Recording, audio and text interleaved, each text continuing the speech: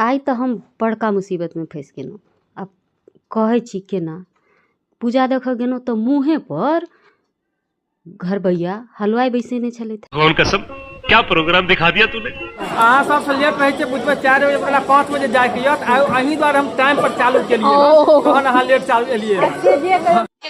आब हमरा पूरा ध्यान जा रहल छलै जे हलवाई की सब बना रहल छी, की सब व्यंजन हेतै।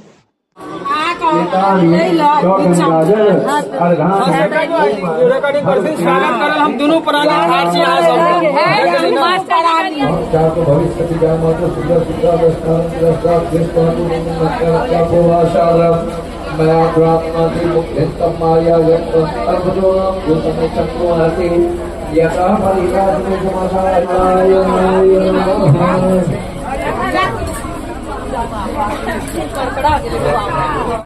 पूजा समाप्ति के बाद जखन भोजन वाला स्थान में पहुँचलिए, देखलिए पूरा पंडाल खचाखच लोक सब भरल छलैया।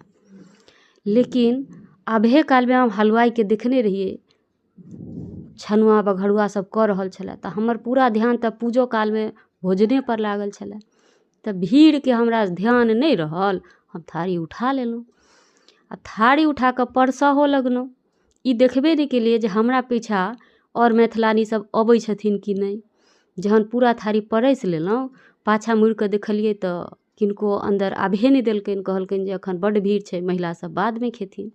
अब हमर थारी तऽ परसा गेल छलै। आ परसा गेल छलै तऽ केओ कहै छलथि जे ए थारी के राखि दियौ ने, केओ खा लेतै। तऽ कोई कहै छलथि बच्चा सबके दऽ दियौ ने।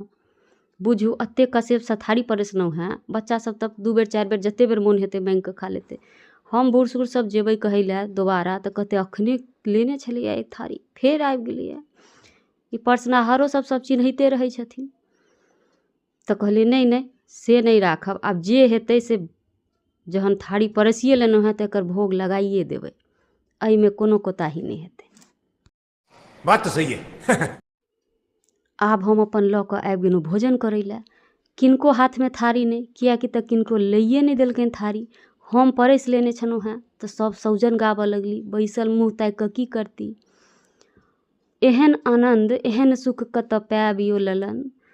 आइ तक नहीं देखने छलियै जे कोनो जनानी के लेल एते गीत नाद होइ छै खाय काल में। बड़ आनंद एलै। अभी मजा आएगा ना भिड़ो।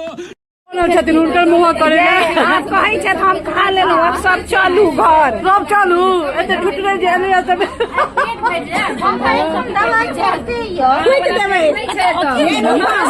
सबके